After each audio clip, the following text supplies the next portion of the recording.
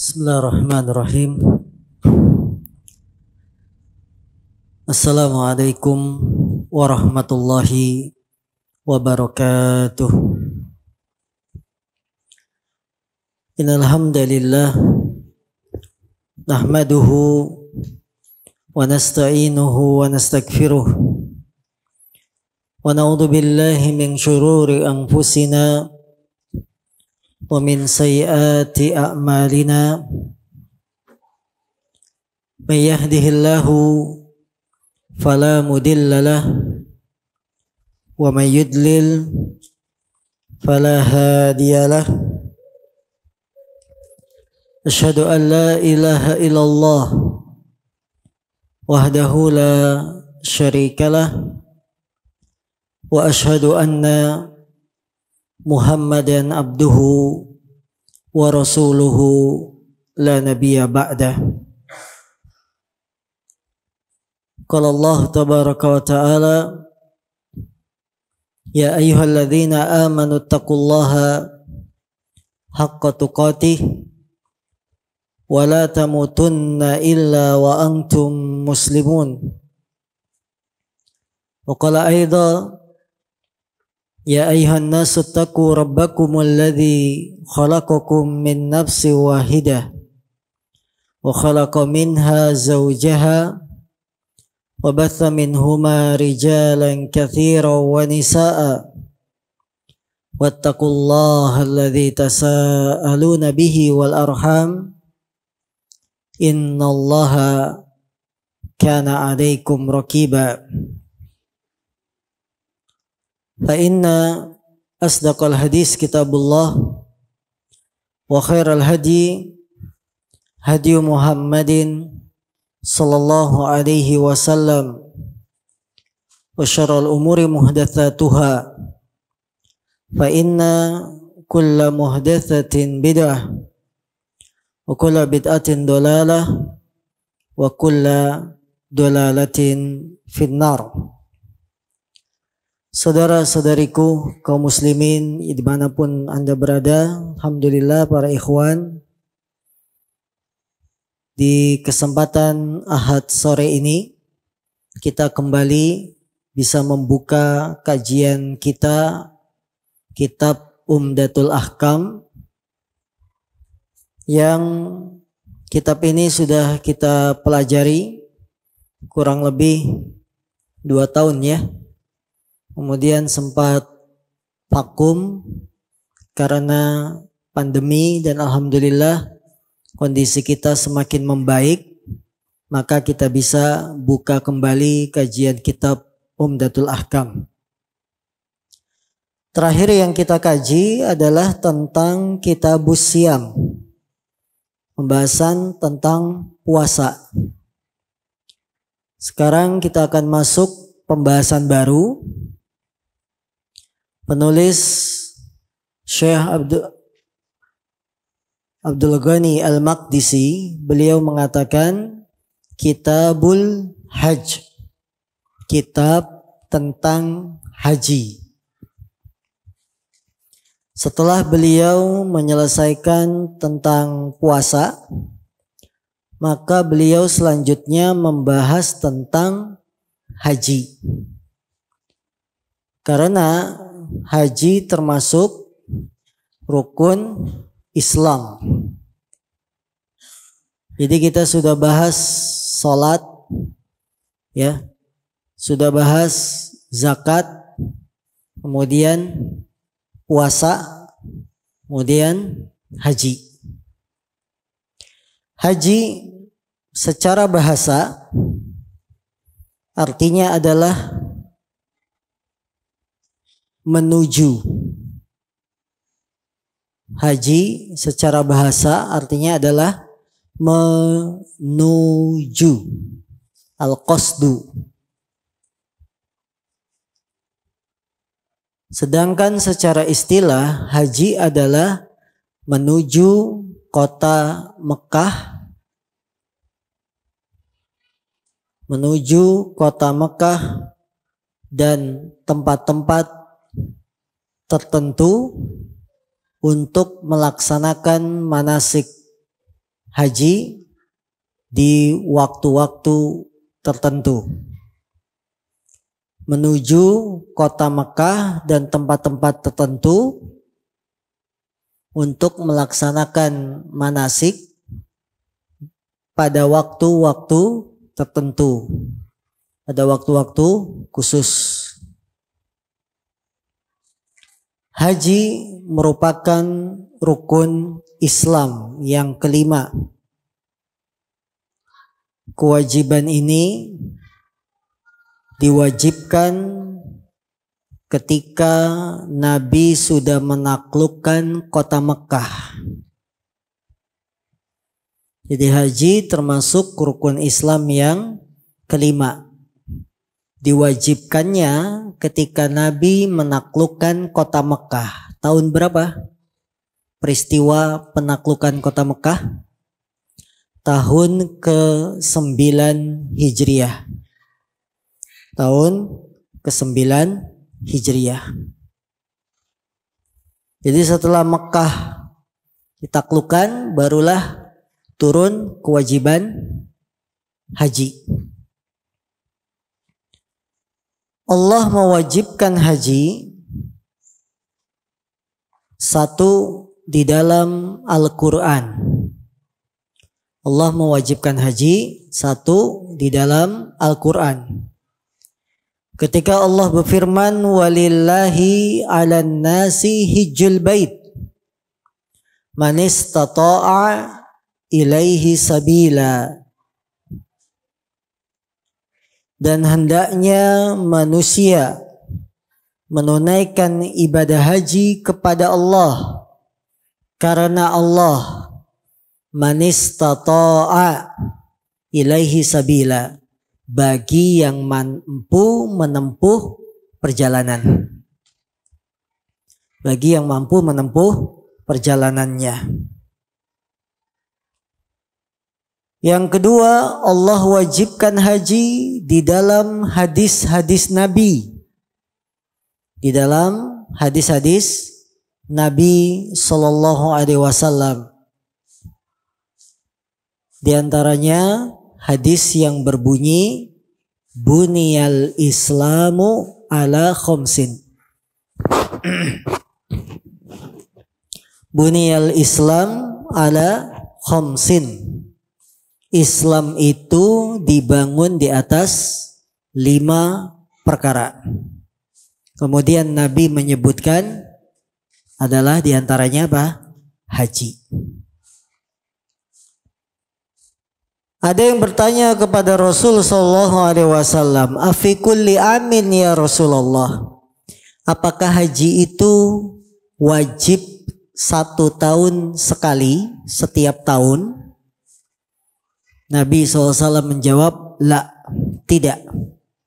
Tapi dia hanya sekali seumur hidup. Sekali seumur hidup. Kewajiban apa yang cuma sekali seumur hidup selain haji? Ada nggak? Jadi kita kalau sudah melaksanakan, ya udah, tidak diulang lagi. Kewajiban itu apa? Cuma sekali seumur hidup. Nikah. Nikah wajib. Berarti yang belum nikah dosa nih. Kalau nikah itu wajib. Kewajiban apa yang dilakukan cuma sekali seumur hidup selain haji? Akikah. Sekali. Baik. Kurban tiap tahun. Kurban tiap tahun. Puasa Ramadan tiap tahun. Zakat tiap tahun kalau sudah haul dan mencapai nisab. Ada lagi? Apa? Salat jamaah. Oh, khitan. Kirain salat jamaah sekali seumur hidup. Khitan bagi laki-laki wajib? Wajib nggak? Khitan bagi laki-laki wajib nggak? Wajib. Sekali doang? Sekali. Boleh 2 kali? Sekali seumur hidup. Kalau untuk wanita, khitan dianjurkan, tidak sampai wajib. Nah, haji itu kewajibannya hanya sekali seumur hidup. Bagi yang haji bisa 2 kali, 3 kali, jatuhnya sunnah. Jatuhnya apa? Sunnah, tidak wajib.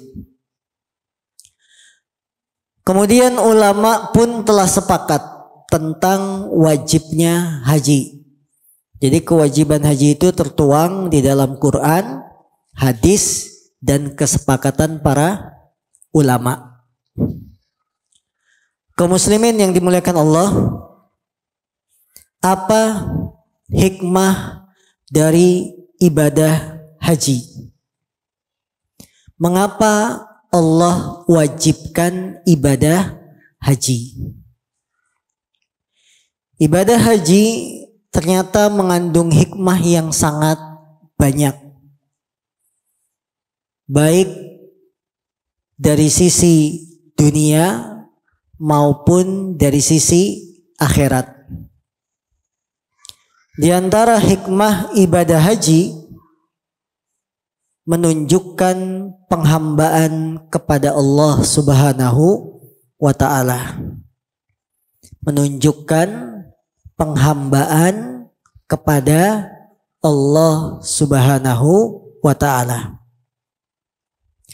Orang yang haji itu akan kelihatan betul-betul dia merasa hamba yang tidak ada apa-apanya.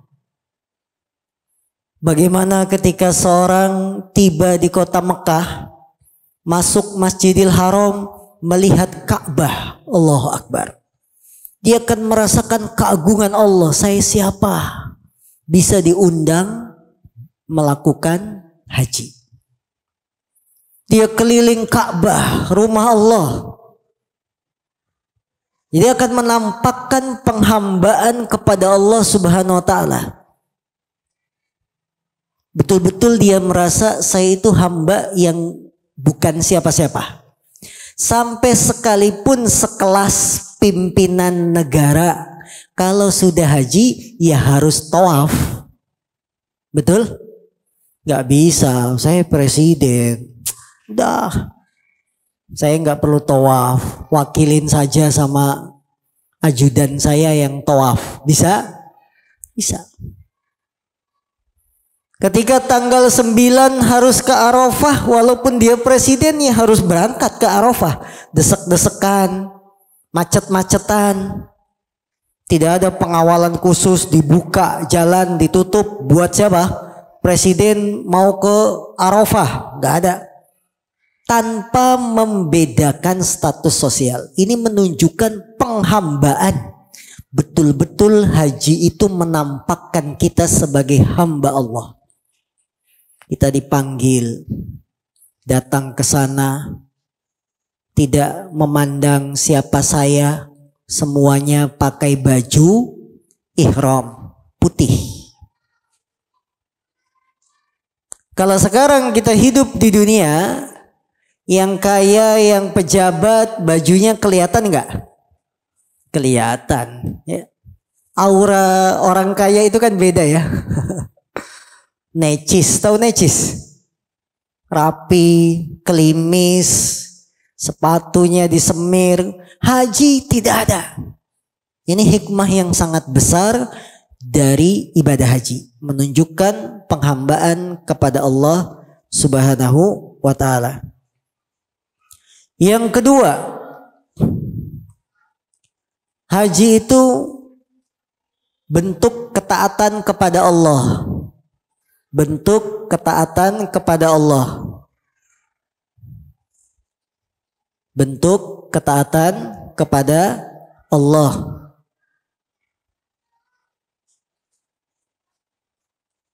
Dari mulai datang harus tawaf kudum.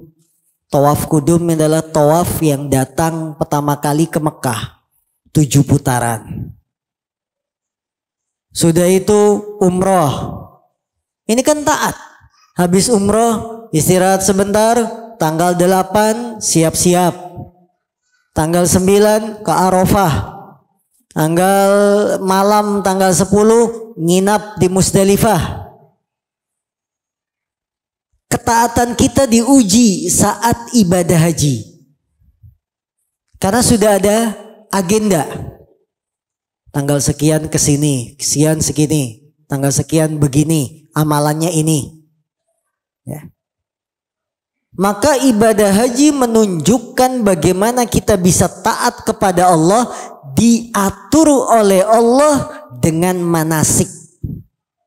Gak bisa bapak-bapak seenaknya. Tanggal 9 Arafah macet, desek-desekan. Saya mah nanti aja deh 14 Zulhijjah Arafah sepi. Bisa kayak begitu? Tidak bisa. Kita harus ngikutin agendanya. Tanggal 9 ngumpulnya di Arafah ya ngumpul. Kalau bapak-bapak di sini mungkin bisa kumpul di sini, kita pilih tanggal lain. Ya. Bisa, tapi untuk ibadah haji tidak bisa. Harus mengikuti waktu yang sudah ditentukan. Ini bentuk ketaatan kepada siapa? Kepada Allah. Mau nggak kita diatur dengan agenda ini? Taat nggak kita? Yang ketiga, hikmah dari ibadah haji, dia adalah ibadah badan, fisik. Dia adalah ibadah badan atau fisik.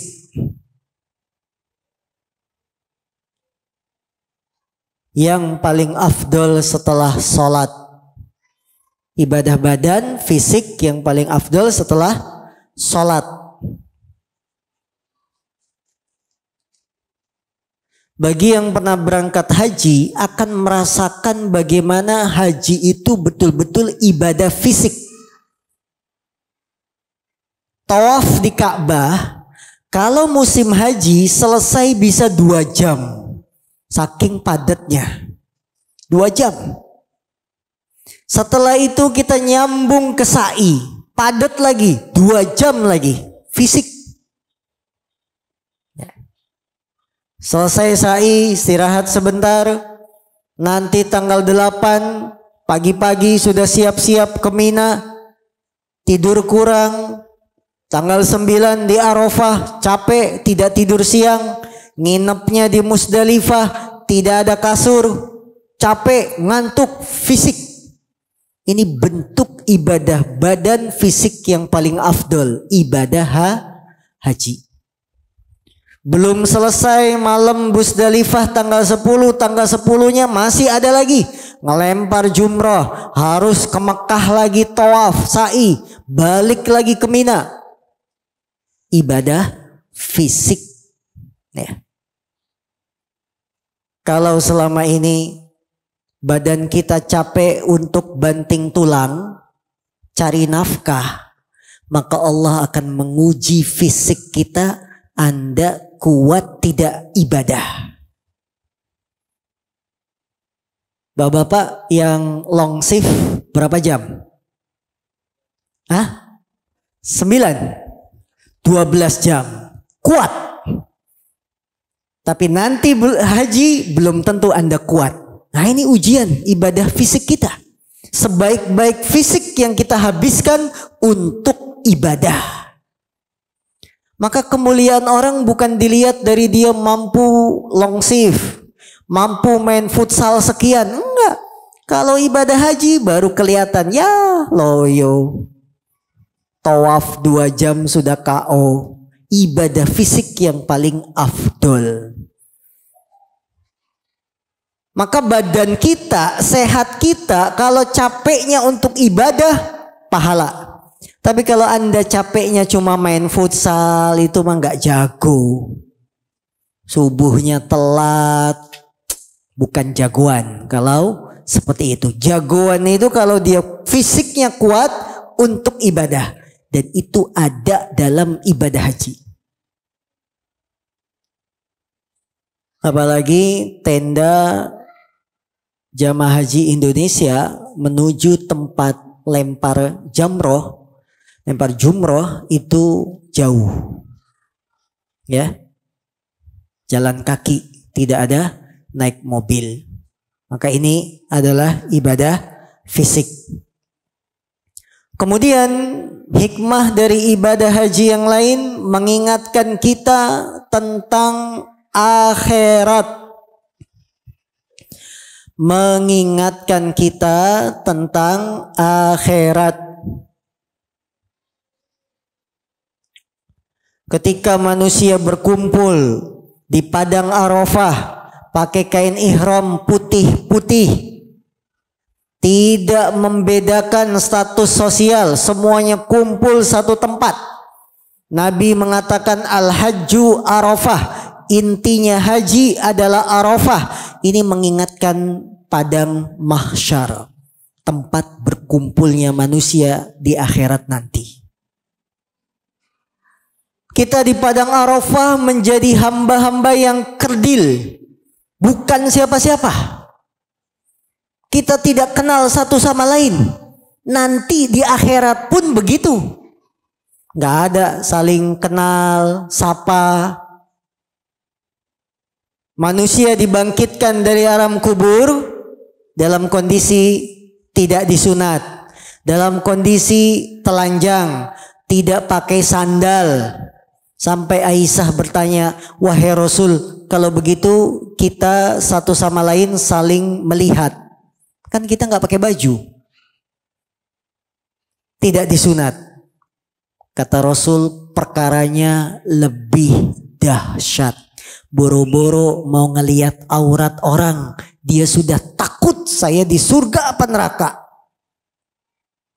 Anda berangkat haji seolah-olah sendirian, gak kenal siapa-siapa. Begitulah hikmah haji, mengingatkan kita tentang akhirat, bahwa nanti semua manusia akan digiring menuju padang mahsyar. Haji juga demikian. Tanggal 9 seluruh jamaah haji harus kumpul di Arafah. Gak ada yang ketinggalan. Karena kata Nabi, haji itu intinya adalah Arafah. Mengingatkan kita tentang akhirat. Hikmah dari ibadah haji berikutnya, menjalin tolong menolong ukhuwah Islamiyah, menjalin tolong menolong antar kaum muslimin atau ukhuwah Islamiyah. Ketika kita tidak kenal siapa-siapa, Anda berangkat lempar jumroh cuma berdua sama istri misalkan, kemudian kesesat, tidak bisa balik ke tenda kita. Banyak yang membantu, banyak yang nunjukin di sana. Atau kita tawaf kehausan, ada yang menawarkan air minum. Ini membentuk hikmah ukhuwah, menjalin tolong menolong sesama kaum muslimin. Dan itu sangat kelihatan ketika haji. Persaudaraan kita antar bangsa, antar negara terikat dengan nama Islam ketika haji. Nggak peduli dia dari daerah mana, tidak peduli dia dari negara mana. Bagi yang pernah haji, di tanggal 9 perjalanan menuju Arafah, itu di pinggir jalan penuh dengan bantuan-bantuan. Ada yang ngasih makanan 1 kontainer. Satu kontainer, Pak. Nggak tanggung-tanggung. Ya. Ada yang ngasih minuman kayak kita, botol-botol kecil tuh. Apa Fanta atau Sprite. Ngasihnya itu 1 kerat, tahu 1 kerat. Isinya 12, lempar, nggak ada satu-satu. Kelihatan tolong menolongnya ketika haji. Yang satu kehausan, tidak ada bekal di Arafah, bantu. Ya. Yang satu bawa kursi roda tidak kepakai, yang ini orang tuanya capek, pinjemin. Kelihatan saat ibadah haji. Ini hikmah yang sangat mendalam mengapa Allah wajibkan haji. Bahwa kaum muslimin sebenarnya bisa untuk tolong menolong. Hikmah yang lain dari ibadah haji, ibadah haji ini mengajarkan pada kita untuk mengambil ilmu dari para ulama. Ibadah haji mengandung hikmah, mengajarkan kita mengambil ilmu dari para ulama. Ini pun sangat kelihatan saat haji. Pemerintah Arab Saudi menyiapkan pos-pos bilik kecil yang dipasang di pinggir-pinggir jalan. Di situ ditempatkan para syekh. Fungsinya apa? Kalau ada jamaah yang kebingungan tentang hukum agama seputar umroh hajinya, bisa nanya. Saya belum lempar jumroh, matahari sudah tenggelam, boleh tidak lempar jumroh sekarang? Nanyanya kepada para ulama. Di tenda-tenda Mina, jamaah haji Indonesia akan dapat kunjungan dari para syekh yang akan memberikan bimbingan, baik berkaitan dengan haji atau berkaitan dengan akidah mereka. Di tenda-tenda Mina, bahkan di penginapan jamaah haji. Penginapan jamaah haji biasanya ada masjid-masjid kecil yang syekh akan datang ke masjid itu memberikan ceramah setiap 5 waktu sholat. Tentunya dengan penerjemah. Dan sangat nampak sekali saat ibadah haji manusia tanya ke ulama. Sangat kelihatan. Ya. Karena alhamdulillah kami sendiri bertugas sebagai penerjemah musim haji di beberapa tempat. Sangat kelihatan manusia haus tentang ilmu. Bila kita datang ke kloter awal, berarti ke Madinah dulu. Kloter awal itu dengan waktu pelaksanaan haji masih lama. Di Madinah 8 hari. Sholat 5 waktu ke masjid, pulang ke penginapan. Itu akan ada bimbingan-bimbingan dari para syekh, daripada penuntut ilmu yang akan menerjemahkan ke dalam bahasa Indonesia. Kemudian ketika di Mekah demikian juga. Ya, jadi dulu kita saat tugas itu setiap sholat 5 waktu pindah dari satu masjid ke masjid yang lain dengan seorang syekh. Jadi syekhnya ceramah, saya yang nerjemahkan. Ya, seperti itu. Ini mengambil hikmahnya apa? Bahwa kita diajarkan menuntut ilmu dari para ulama, yang para ulama itu adalah warasatul anbiya, pewaris para nabi. Akhirnya senang mereka paham tentang tauhid, mereka paham tentang syirik. Walaupun dari Indonesia sudah dipesenin jangan dengerin ceramah-ceramah di Saudi. Jangan ambil bukunya. Nyatanya ketika kita bagikan buku, rebutan mereka. Karena fitrah itu nggak bisa ditolak. Kebenaran itu akan cocok dengan fitrah. Siapapun yang ingin memadamkan api Allah gak bisa. Karena fitrah itu sesuai. Kebenaran itu akan menerima. Di fitrah hati kita akan menerima kalau itu kebenaran. Ya. Jadi sekuat apapun dipesenin jamaah haji kita untuk jangan dengerin ceramah, jangan terima buku. Sudah sampai sana prakteknya beda. Mereka akan dengerin. Mereka akan ngambil buku. Ini karena kebenaran itu tidak bisa dibendung. Dan cara-cara ini sudah ditempuh oleh masyarakat jahiliyah dulu. Orang kalau mau haji ke Mekah yang benci sama Nabi Muhammad, pesennya apa? Awas Muhammad. Jauhin, dia tukang sihir. Jangan didengerin. Tapi begitu sampai Mekah, tertarik juga dengerin Nabi Muhammad, kan gitu. Akhirnya masuk Islam. Ini caranya sama. Orang yang dipesenin jangan dengerin ceramah-ceramah di Saudi ketika haji, sampai sana nggak bisa dibendung karena kebenaran itu akan cocok dengan hati nurani. Ya, jadi hikmah ibadah haji diantaranya mengajarkan kita menuntut ilmu dari para ulama.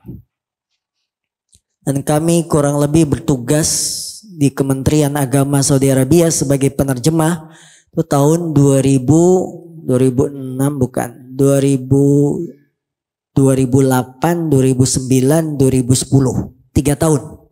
Jadi sangat paham bagaimana penyebaran ilmu saat musim haji, ya, baik di Mekah, kemudian ketika di Mina, di Arafah, itu kita paham pentingnya ulama dan manusia, masyarakat kita antusias untuk mendengarkan ceramah-ceramah, dan mereka baru tahu, oh iya ini tauhid, ini syirik, karena biasanya yang berangkat kan simbah-simbah.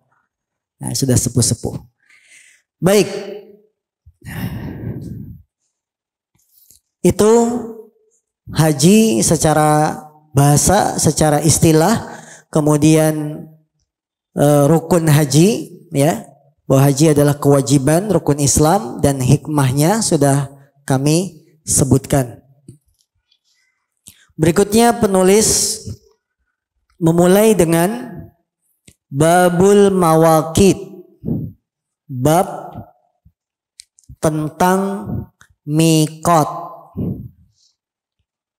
bab tentang miqat.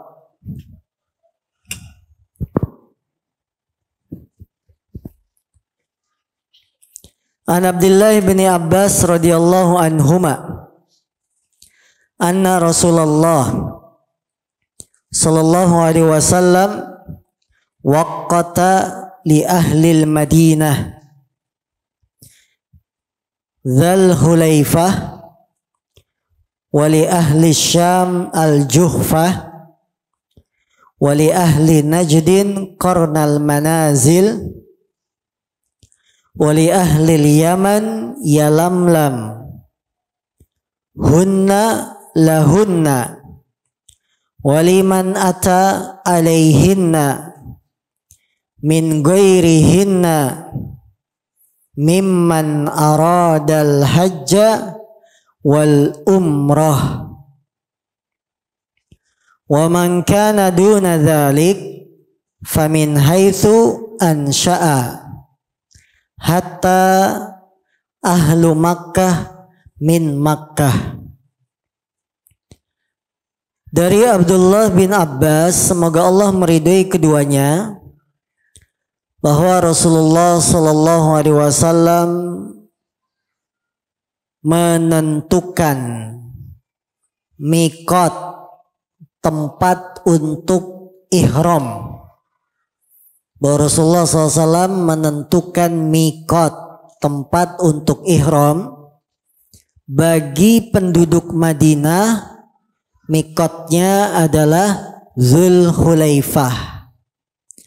Bagi penduduk Syam, miqatnya adalah Juhfah. Bagi penduduk Najd, miqatnya Qarnal Manazil. Bagi penduduk Yaman, miqatnya adalah Yalamlam. Hunna lahum, tempat-tempat itu bagi penduduk-penduduk tersebut, dan bagi orang yang melewati tempat-tempat tersebut yang bukan penduduknya. Bagi yang ingin melaksanakan ibadah haji dan umrah. Barang siapa yang tempat tinggalnya selain dari tempat-tempat di atas, maka dia ihram dari mana dia berasal. Sampai sekalipun penduduk Mekah ihramnya dari Mekah. Saudara-saudaraku, miqat itu ada dua. Satu, miqat tempat, yang kedua mikot waktu. Mikot ada dua, mikot tempat dan yang kedua mikot waktu. Apa yang dimaksud mikot tempat? Maksudnya adalah tempat-tempat yang tidak boleh dilewati kecuali kita sudah ihram. Tempat-tempat yang tidak boleh dilewati kecuali kita sudah ihram bagi yang ingin haji atau umroh. Jadi kota Mekah itu punya keistimewaan. Kalau Anda niatnya ke Mekah pengen haji umroh, ini ada tempat-tempat nggak boleh dilewati kecuali kita sudah ihram. Sudah pakai baju ihram, sudah niat ihram. Ini keistimewaan kota Mekah. Kalau mau masuk Cikarang kan nggak harus berhenti dulu kan? Berhenti dulu di Tambun, mandi, pakai baju bagus. Ada? Nggak ada. Tapi Anda mau masuk kota Mekah, kalau niatnya haji atau umroh, nggak bisa langsung nerobos. Tempat ini mandi dulu. Di sini pakai baju ihram dulu, baru berangkat ke Mekah. Itu namanya mikot tempat. Yaitu tempat-tempat yang tidak boleh dilewati kecuali kita dalam keadaan sudah ihram bagi yang ingin haji atau umroh. Tapi kalau tujuannya ke Mekah bukan umroh, bukan haji, pengen dagang, ya antum mau jualan cilok di sana, nggak ada cilok di sana ya. Mumpung kesempatan besar, wah sekali-kalilah jualan ciloknya sampai Mekah. Nggak usah lewat mikot, langsung masuk Mekah tanpa ihram boleh, karena tujuannya ngapain? Dagang. Punya saudara di Mekah, pengen main, sowan, boleh. Tanpa harus mandi pakai baju ihram, kita langsung ke rumah saudara, boleh. Walaupun rumahnya di Mekah. Jadi mikot tempat itu bagi yang ingin masuk Mekah dan tujuannya apa?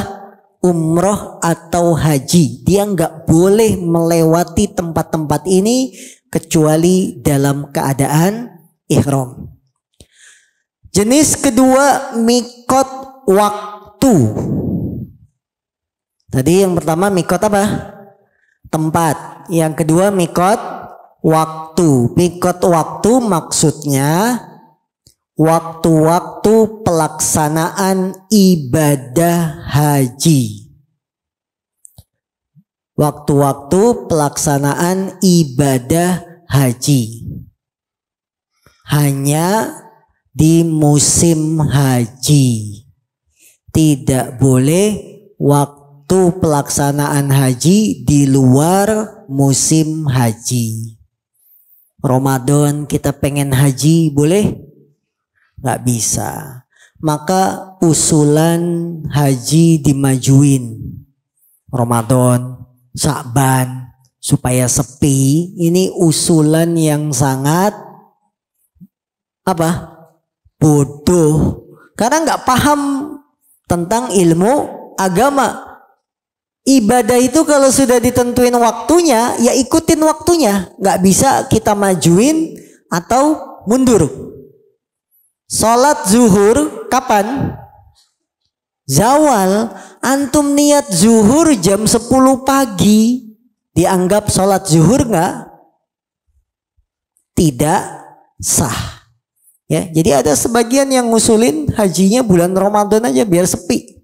Arafahnya sepi, ya memang sepi, belum waktunya, gitu.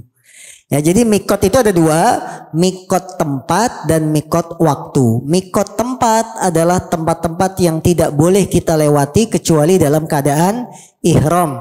Apabila ingin umroh haji menuju Mekah. Mikot waktu adalah waktu pelaksanaan haji, yaitu di musim-musim haji. Nggak boleh kita mundur Hajinya misalkan bulan Muharram, boleh sekalian ulang tahun Hijriah. Gak bisa. Tidak boleh juga mundur. Itu namanya mikot waktu, yaitu waktu pelaksanaan ibadah haji. Nah, hadis yang kita baca ini berhubungan dengan mikot tempat. Tempat-tempat yang tidak boleh dilewati oleh orang yang ingin haji atau umroh kecuali dia dalam keadaan ihram. Yang pertama, penduduk Madinah.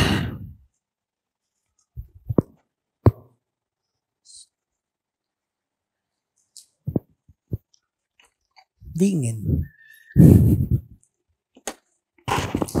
Penduduk Madinah, nama tempat yang harus dia sudah ihram di sana, yaitu tempatnya disebut Dzulhulaifah. Apa namanya? Dzulhulaifah.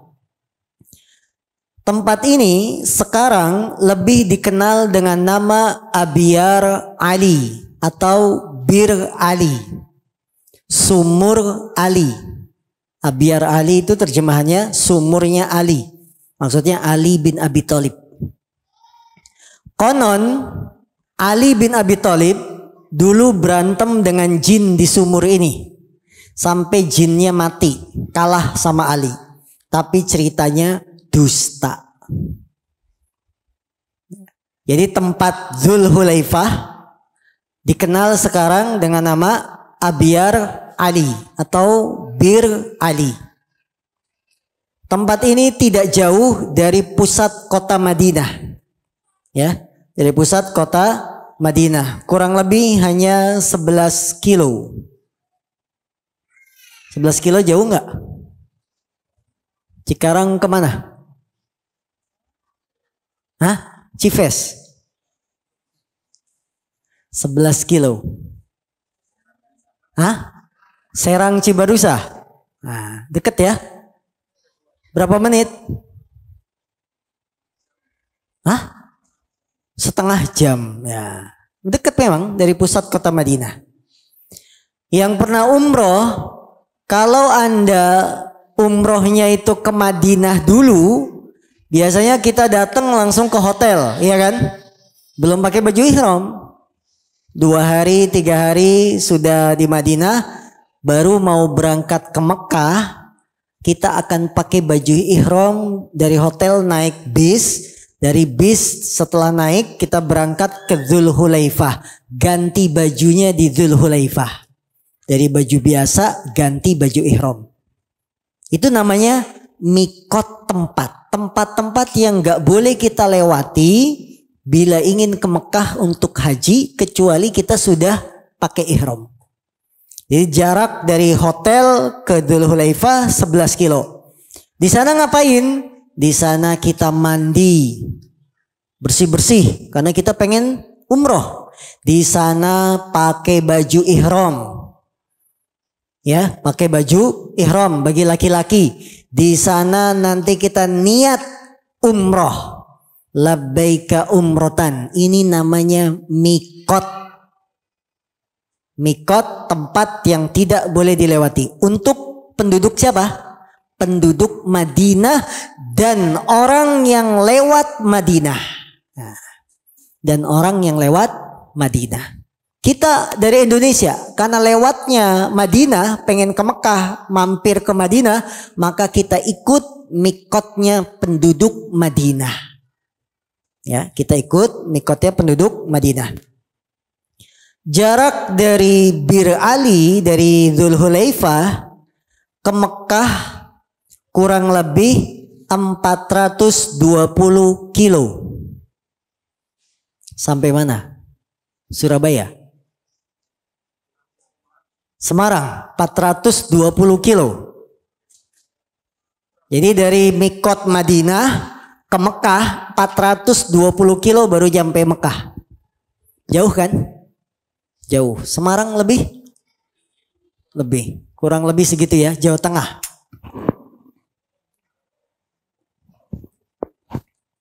Kalau naik bis dari Madinah Mekah 6 jam. Kurang lebih.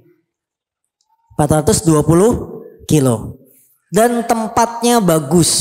Bagus tempatnya. Ada masjid besar, ada tempat kamar mandi banyak, tempat wudhu banyak, ya.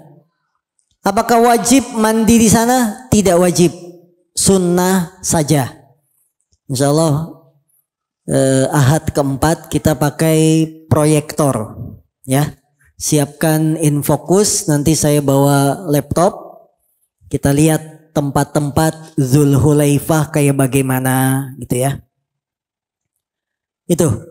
Jadi di sana kita mandi, ganti baju, tidak boleh pakai baju apapun bagi laki-laki.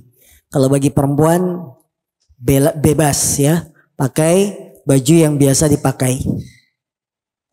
Yang kedua, wali ahli Syam Juhfah. Untuk penduduk Syam, mikotnya disebut Juhfah. Penduduk Syam adalah penduduk dari negara Jordania. Penduduk dari negara apa? Syria, Palestina. Yang mau umroh ke Mekah mampir ke sebuah tempat mikot namanya Juhfah. Juhfah. Sekarang tempat ini bukan disebut Juhfah, tapi ada nama lain sebagaimana Dzulhulaifah namanya Bir Ali. Kalau untuk penduduk Syam Juhfah namanya sudah berganti Rabigh. Rabigh. Ya, Rabigh karena tempat Juhfah itu sudah rusak sehingga berganti jadi Rabigh.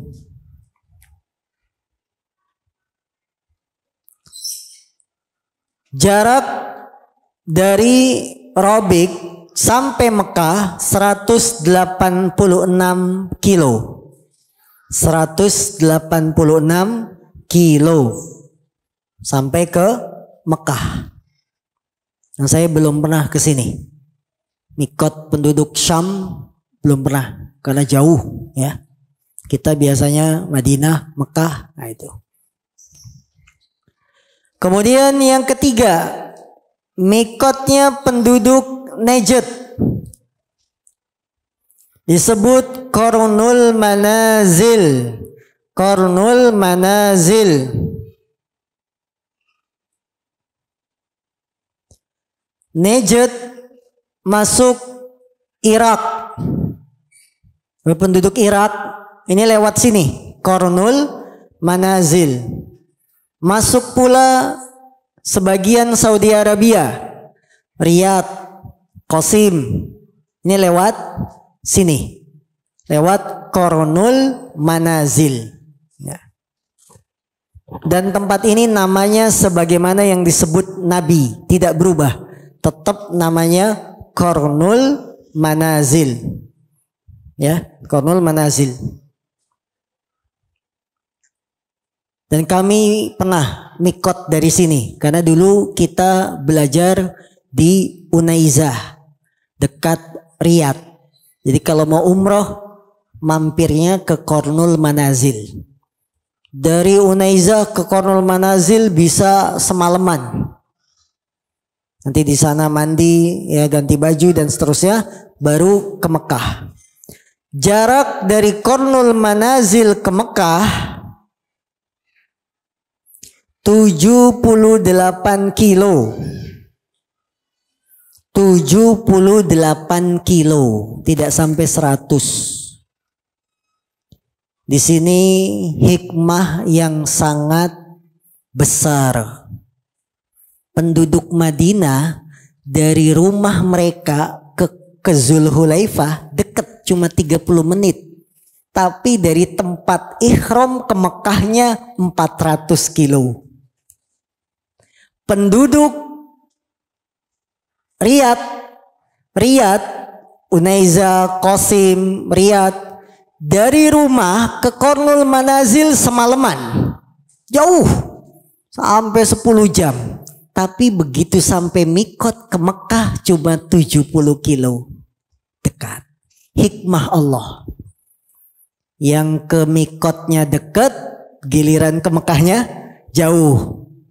Yang dari rumah ke mikotnya jauh, giliran ke Mekahnya dekat. Allah Maha Adil. Ya. Dan kami pernah ke sini, Qarnul Manazil, setiap kita umroh.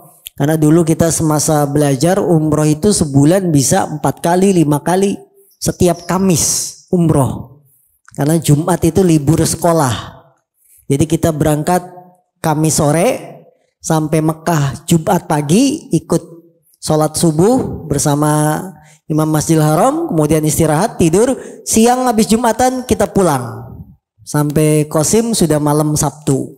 Sabtunya bisa belajar. Jadi umroh bisa sehari, yang tinggal di mana? Di Saudi, ya. Nah, itu. Kemudian wali ahli Yaman, untuk penduduk Yaman nama mikotnya, tempat yang gak boleh dilewatin bagi yang ingin haji umroh, disebut Yalamlam. Apa namanya? Yalamlam. Dan ini sampai sekarang namanya tetap Yalamlam. Termasuk kita dari Indonesia, kalau berangkat umroh hajinya dari Indonesia, ngikut mikotnya Yalamlam bagi yang langsung ke Mekah. Karena perjalanan umroh dan haji itu ada 2 penerbangan, ya. Ada yang langsung flightnya itu terbang ke Madinah, ada yang langsung ke Mekah. Bagi yang langsung ke Mekah, dia akan lewat Yalamlam, maka di atas pesawat ganti baju. Kalau jamaah kita nggak mau repot, dari Soekarno Hatta udah pakai ihram. Nanti begitu di atas lewat, diumumkan sama pilot, kita lewat mikot, tinggal bilang labbaika umroh, nggak perlu repot-repot ganti baju lagi. Ya, tapi kalau saya lebih seneng gantinya di pesawat. Kenapa? Kalau dari bandara sudah pakai ihram, dingin. Soalnya udah kosong, gak ada apa-apa. Ya, bisa masuk angin. Nah, gitu. Lebih baik repot sedikit, kamar mandi pesawat banyak, ganti sudah selesai. Ya. Yalamlam. Jadi pada jamaah haji umroh kalau dia langsung ke Mekah, maka mikotnya mengikuti mikot penduduk Yaman, yaitu yang disebut apa? Yalamlam. Dan pramugari pilot akan mengingatkan, sebentar lagi kita lewat mikot Yalamlam. Karena pesawat itu kan punya radar, ya, di bawahnya itu Yalamlam, dia tahu. Nanti pilotnya akan mengucapkan labbaika umroh, biar jamaahnya ingat, oh iya harus niat. Karena umroh itu harus pakai niat, tidak boleh tidak pakai niat. Kemudian setelah menyebutkan, berarti ada 5. Dzulhulaifah, Juhfah, Qarnul Manazil, Yalamlam. 4 ya. Nabi mengatakan dari sanalah bagi penduduk tersebut jika ingin umroh haji harus lewat mikot. Dan bagi orang yang melewati tempat tersebut, jadi siapapun kalau bukan penduduk Yaman tapi kita lewat mikot tersebut dan ingin umroh, harus berhenti di mikot, ganti baju, niat umroh. Kalau di pesawat nggak mungkin pesawatnya mandek di tengah. Kalau mobil bisa berhenti di tengah, bisa nggak? Bisa. Kereta bisa? Pesawat tetap jalan tapi diingatkan oleh pilotnya, sebentar lagi akan lewat titik Yalamlam, maka segera untuk mengucapkan lafaz niat umroh atau haji. Dan bagi orang yang melewati tempat-tempat tersebut, jadi kalau kita lewatnya Madinah, maka ikut mikot penduduk Madinah. Kalau kita dari Indonesia mau main dulu ke Riyadh, ibu kotanya Saudi Arabia, Riyadh. Main dulu di sana, punya teman, kemudian pengen haji, pengen umroh, lewatnya Qarnul Manazil.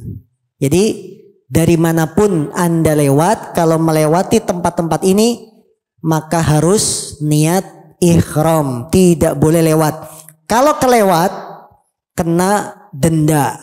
Potong kambing dibagikan kepada fakir miskin di Mekah. Misalkan nggak sengaja di pesawat kita ketiduran, pilotnya sudah bilang ya lam yam, ya lam lam, kita nggak bangun-bangun. Tiba-tiba sadar ini udah sampai mana, sudah lewat mikot, padahal kita belum ngucapin labbaika umroh, Anda kena denda. Potong kambing. Caranya gimana? Cari jual kambing, bayar, bagiin, suruh bagikan saja ke fakir miskin gitu. Itu dendanya. Maka nggak boleh dilewati mikot-mikot ini. Asik nanti kalau antum sudah umroh haji paham ya, dan enak belajar umroh dan haji. Pelajaran yang bisa kita petik dari hadis yang mulia ini, yang pertama, penetapan akan 4 tempat yang disebutkan dalam hadis. Penetapan 4 tempat yang disebutkan dalam hadis.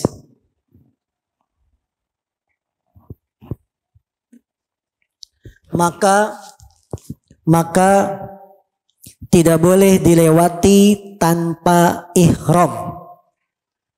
Maka 4 tempat tersebut tidak boleh dilewati tanpa ihram bagi yang ingin haji atau umroh.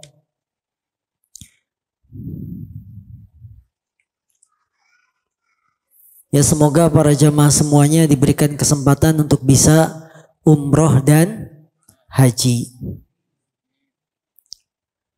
Yang kedua, pelajaran yang bisa kita petik dari hadis ini, penetapan 4 tempat ini termasuk mukjizat Nabi Muhammad SAW. Penetapan 4 tempat ini termasuk mukjizat Nabi Muhammad SAW.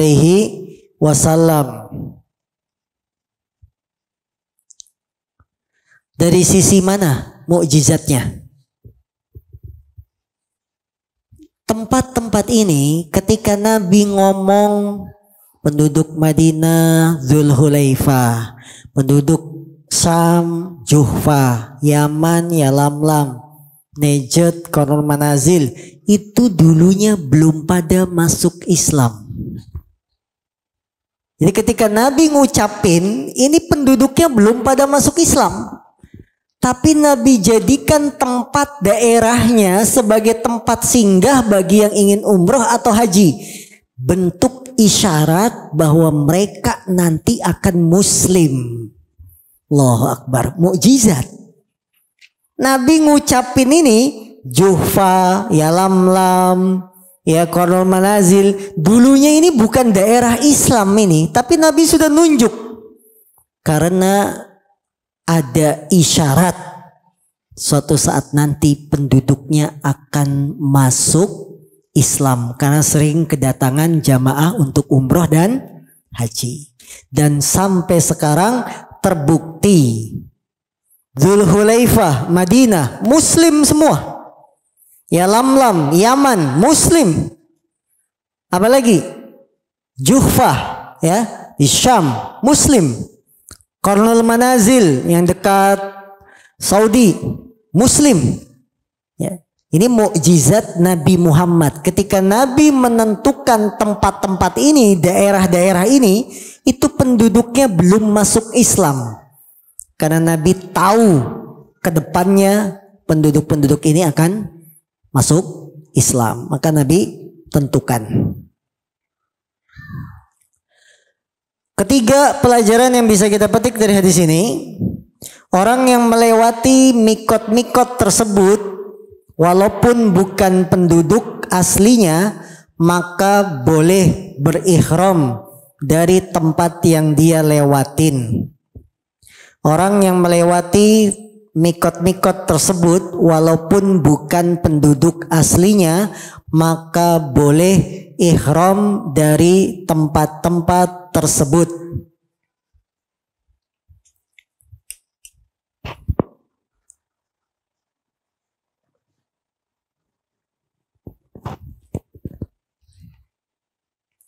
Orang yang melewati tempat-tempat mikot tersebut walaupun bukan penduduk aslinya, dia boleh ihram dari tempat-tempat tersebut.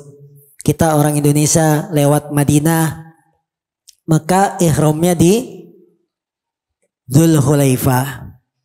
Antum misalkan ke Yaman, bukan orang Yaman tapi mikotnya ikut Yalamlam, itu boleh.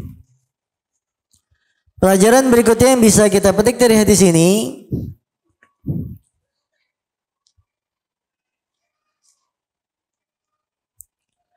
orang yang tinggal di dalam jarak antara mikot dengan Mekah, maka ihramnya dari tempat dia tinggal. Apa tadi? Orang yang tinggal di dalam jarak antara Mekah dengan mikot, maka ihramnya dari tempat di mana dia tinggal. Contoh, Madinah, Mekah. Dia tinggalnya bukan di Madinah, bukan di Mekah, tapi di pinggir jalan. Dari mana dia? Apakah harus ke Madinah untuk melaksanakan ihram? Enggak, tapi ihramnya dari dia tinggal, dari rumahnya kemudian ke Mekah. Ini saking mudahnya Islam. Gampangnya begini, Bekasi kota, Cikarang. Cikarangnya ini Mekah. Kita tinggal bukan di Bekasi, bukan di Cikarang, tapi di antara itu, Tambun, Cibitung.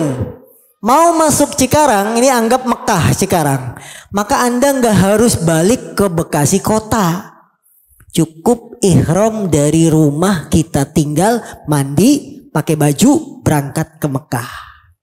Ini kemudahan dalam Islam, karena dia tinggalnya bukan lagi Bekasi kota, bukan lagi Cikarang, tapi dia di tengah-tengah, maka ihramnya dari di mana dia tinggal. Karena akan sangat sulit, bukan penduduk Madinah tinggalnya di antara 100 kilo, 200 kilo, karena kan 400 kilo tadi kita bilang. Dia tinggalnya 100 kilo, harus ke Madinah dulu. Enggak, di mana dia tinggal, mandi, ihram, langsung lanjutin ke Mekah. Enggak perlu balik lagi ke Madinah, karena dia tinggalnya memang di antara jarak mikot dengan Mekah. Ya. Baik, selanjutnya pelajaran bisa kita petik dari sini. Adapun penduduk Mekah, maka mikotnya adalah dari Mekah daerah halal. Adapun penduduk Mekah, mikotnya adalah dari Mekah daerah halal. Paham? Antum penduduk asli Mekah. Kalau orang di luar Mekah mau masuk Mekah, mandi dulu, pakai baju ihram dulu. Kita yang udah di dalam Mekah gimana? Langsung ke Ka'bah gitu? Enggak. Apabila kita ingin umroh, penduduk Mekah pengen umroh, pengen haji, dia mikotnya dari Mekah tapi daerah halal. Maksud daerah halal apa? Bukan daerah tanah suci. Keluar dulu. Keluar dari daerah tanah suci, kemudian mandi, masuk lagi ke Mekah. Nah, begitu. Mekah itu dibatasi batas-batas tanah haram. Di tanah haram ini kita nggak boleh merusak tanamannya, tidak boleh mengambil barang temuan, dan itu dikasih tanda semacam kayak batu. Ini batas tanah haram. Sampai daerah sini, sampai daerah sini, sampai daerah sini. Nah, orang Mekah yang pengen umroh, dia keluar dulu ke daerah halal. Daerah halal, bukan daerah tanah haram. Baru masuk lagi. Dan itu biasanya ke daerah Tan'im. Daerah apa? Tan'im. Di sana ada masjid namanya Masjid Aisyah. Jadi daerah Tan'im itu kalau menuju kota Mekah 20 menitan. Ini daerah halal namanya. Lewat Tan'im masuk daerah haram. Berarti Anda sudah menginjak tanah suci. Ada aturan kalau sudah masuk tanah suci. Tapi daerah halal dia tidak seperti daerah tanah haram. Jadi batas kotanya itu ditentukan. Dan sekarang daerah halal ditandai dengan namanya Tan'im. Dan di sana dibangun Masjid Aisyah. Kenapa dibangun Masjid Aisyah? Dulu Aisyah umrohnya dari Tan'im. Maka dibangunkanlah Masjid Aisyah sebagai tanda bahwa ini sudah daerah halal. Kalau ingin umroh penduduk Mekah cukup lihat Masjid Aisyah, itu berarti sudah daerah halal. Sudah mandi, baju ihram, balik lagi ke Mekah, masuk ya. Dan alhamdulillah tahun 2009 atau 2009 saya tugas di sini di Tan'im. Ya, di Tan'im di Masjid Aisyah sebagai penerjemah, kemudian di gubuk ya pos-pos kecil, memberikan ceramah, bagikan buku. Paling enak tugas di Tan'im. Kenapa? Buku bahasa Arabnya banyak. Jadi kita petugas boleh ngambil. Sampai saya ingat waktu itu pulang ke Kosim bawa buku 2 kardus besar karena tugas di Tan'im. Kita kalau waktu belajar dapat buku gratis bahasa Arab itu paling seneng. Wah, seneng banget. Walaupun gajinya nggak seberapa tapi dapat buku udah alhamdulillah. Besar, 2 kardus besar. Mario Boro tahu? Gede. Nah itu. Karena tugas di situ. Nah, tahu kan kardus Mario Boro tahu yang gede? Nah itu. Sampai bawanya aja susah. Nah, ini. Ya, Tan'im. Dan bagi yang umroh tahu nanti Masjid Aisyah pasti akan tahu. Dia tempatnya luas dan ada penginapan buat dai-dai penerjemah yang bertugas di situ. Ya ada tempat penginapannya. Itu saya tugas di situ tahun 2009 ya. Alhamdulillah. Ini namanya Tan'im. Jadi penduduk Mekah yang ingin umroh, adapun penduduk Mekah jika ingin umroh mikotnya dari Mekah tapi daerah halal, bukan daerah haram. Dia harus keluar dari tanah haram menuju tanah halal, mandi, pakai baju ihram, masuk lagi, baru tawaf di Ka'bah. Ya, ada pertanyaan sampai sini? Susah nggak? Ya. Waalaikumsalam warahmatullahi wabarakatuh.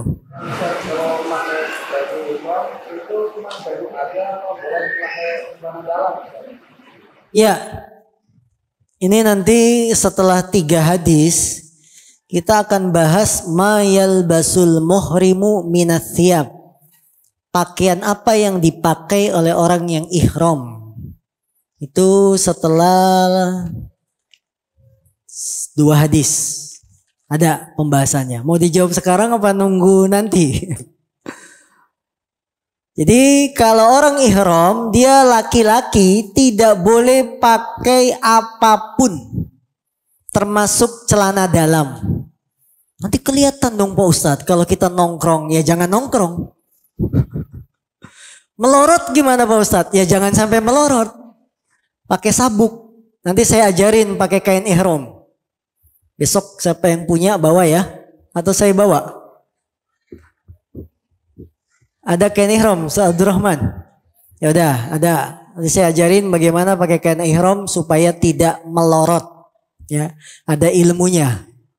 Kalau perempuan memakai baju yang dia pakai sehari-hari, bebas. Ya, baju yang dia pakai sehari-hari itulah yang dipakai untuk umroh dan haji. Tidak ada pakaian khusus. Adapun laki-laki 2 lembar. 2 lembar ini tidak dijahit. Kalau sarung dijahit. Sehingga kita makainya kan ada yang lepas nggak? Nggak ada kan? Tinggal digini-giniin selesai. Kain ihram nggak? Lembar, manjang. Seperti selendang. Tinggal kita pakai. Nah itu. Kain ihram itu seperti itu. Jadi tidak dijahit. Kalau pakai sarung masih dijahit tengahnya. Nah. Jadi tidak boleh pakai celana dalam kalau sudah ihram. Baik kaos dalam, celana dalam sekali pakai. Tahu celana dalam sekali pakai? Yang dijual-jual itu nggak boleh. Plong, polos. Ya. Nah, karena nanti ada larangannya. Nanti kita baca hadisnya. Ada lagi yang lain?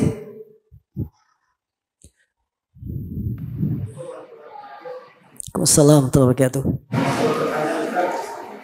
Pertama ada yang mengatakan bahwa ritual haji itu adalah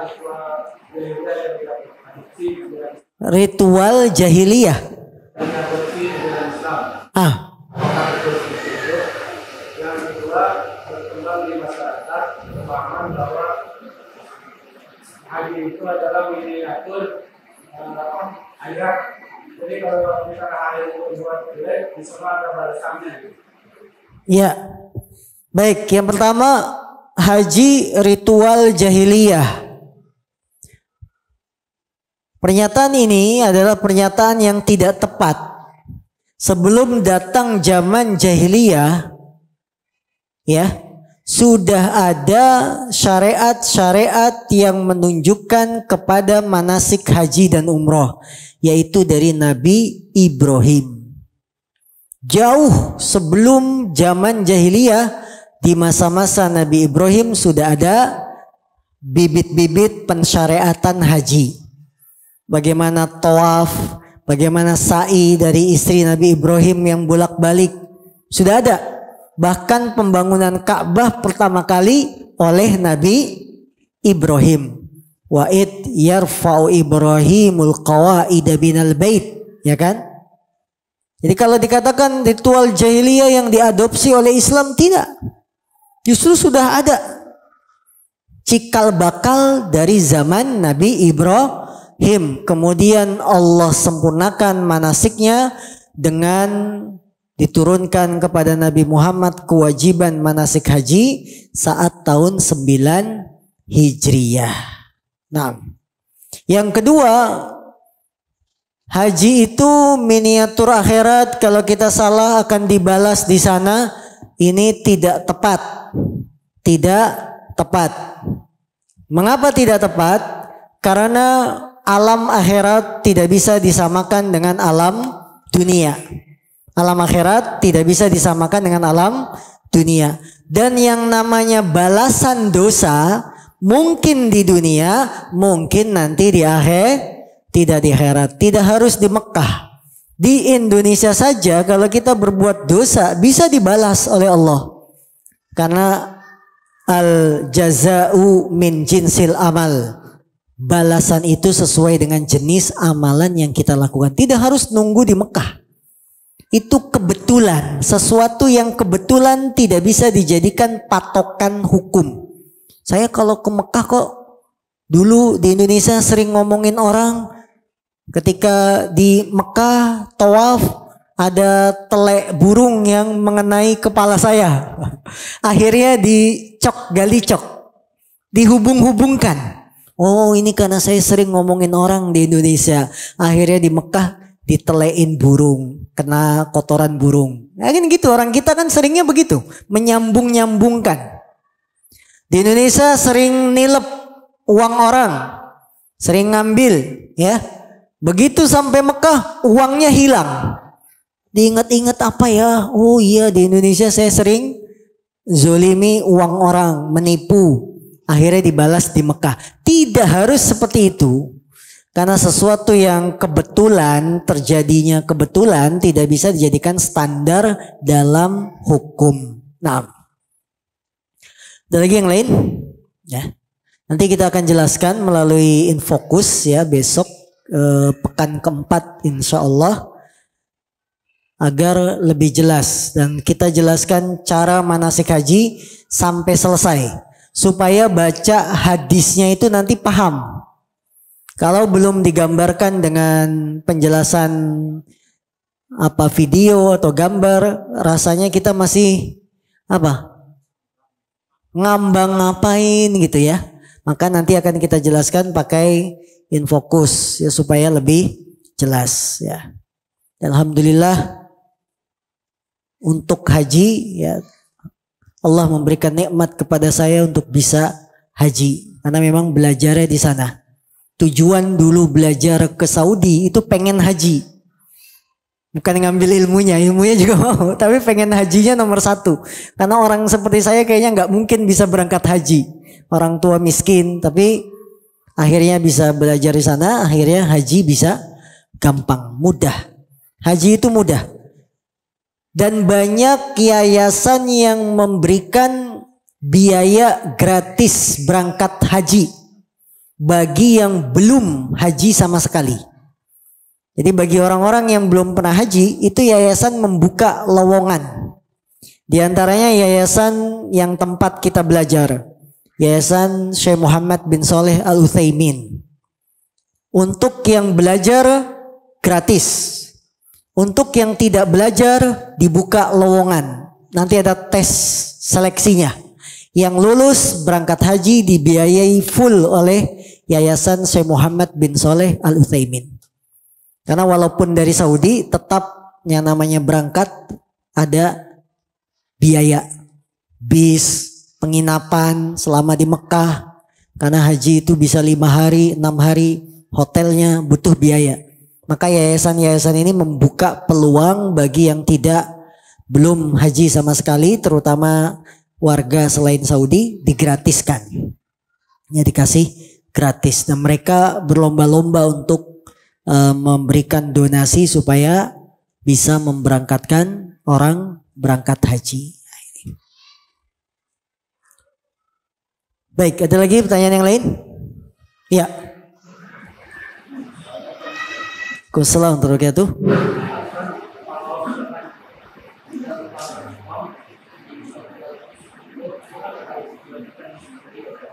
Ya.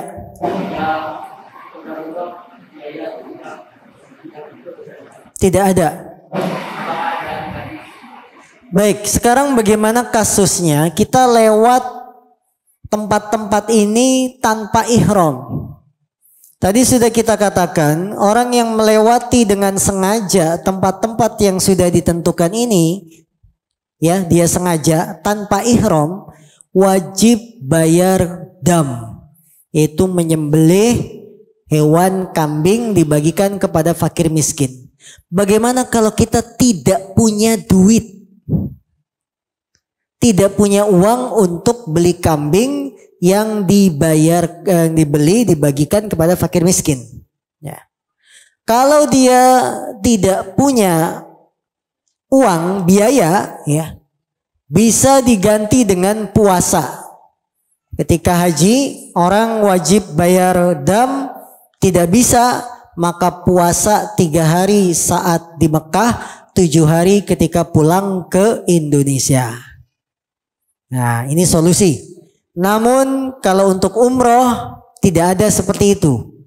Dia lewat tidak mampu bayar kambing, balik lagi. Balik lagi untuk ihram di tempatnya. Jangan sampai kewajiban ini dia tinggalkan. Nah, kalau tidak mampu juga untuk balik lagi ya sudah, mau apa lagi? Laksanakan umrohnya sampai selesai. Nah, wallahu a'lam. Nanti kita kaji hukum-hukumnya seputar umroh dan haji.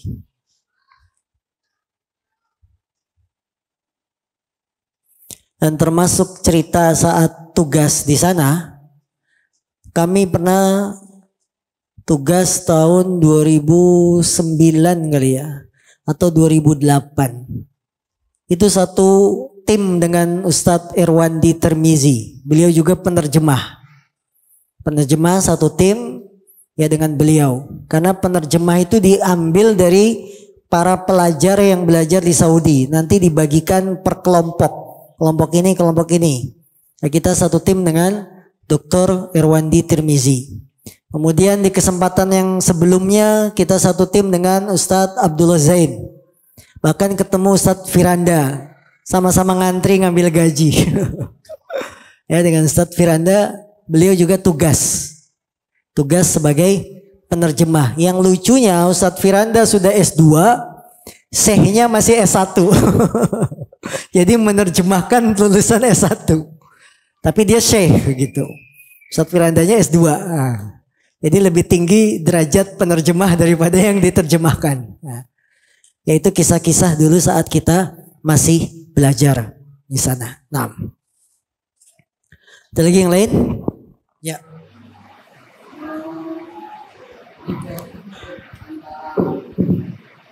Ya, sekarang Jeddah. Penduduk Jeddah maka posisinya disamakan antara Mekah. Dia harus masuk sebelum Mekah di tanah halal ihram, baru masuk Mekah, seperti itu. Atau kalau mau dari rumahnya sekalian, di rumahnya ihram, kemudian tidak usah mampir ke Tanim, langsung masuk Mekah. Jadi statusnya seperti orang yang di antara Mekah dengan Mikot. Dia ihram di mana dia tinggal. Karena Jeddah itu kurang lebih 1 jam menuju Mekah. Ya, di sana kan ada bandara internasional. Dan sebagian jamaah haji banyak yang menjadikan Jeddah itu sebagai mikot. Dan itu salah. Itu salah. Kenapa salah? Karena kita datang dari Indonesia melewati mikot Yalamlam. Maka nggak boleh turun di Jeddah baru mikot. Karena Nabi nggak pernah menyebutkan kota Jeddah sebagai mikot. Dalam hadis ini ada nggak kata-kata Jeddah? Nggak ada. Ya, sebagian jamaah haji mereka mikotnya dari Jeddah, turun di bandara Jeddah baru ganti baju. Padahal tadi di pesawat sudah lewat Yalamlam. Ini nggak boleh, ya, tidak boleh. Bahkan MUI sudah mengeluarkan fatwanya, Jeddah itu bukan mikot. Jeddah bukan mikot. Ya, ini. Maka berhati-hatilah kalau kita berangkat haji, cari travel yang baik, yang bisa mengarahkan haji kita sesuai dengan tuntunan. Karena haji kita rata-rata 1 kali seumur hidup. 1 kali seumur hidup haji, laksanakan semaksimal mungkin. Jangan sampai ada yang salah, ketinggalan, dan seterusnya. Nah, cukup. Baik, kita akhiri ya. Karena asarnya sekarang maju, jadi kita akhiri sampai sini. Yang benar datangnya dari Allah dan Rasulnya, yang salah dari saya pribadi. Wallahu ta'ala alam. Kita lanjutkan ahad keempat dengan memakai proyektor insyaallah ya, untuk lebih jelas penjelasan tentang haji. Subhanaka Allahumma bihamdika asyhadu an la ilaha illa anta astaghfiruka wa atubu ilaik. Walhamdulillahirabbil alamin. Assalamualaikum warahmatullahi wabarakatuh.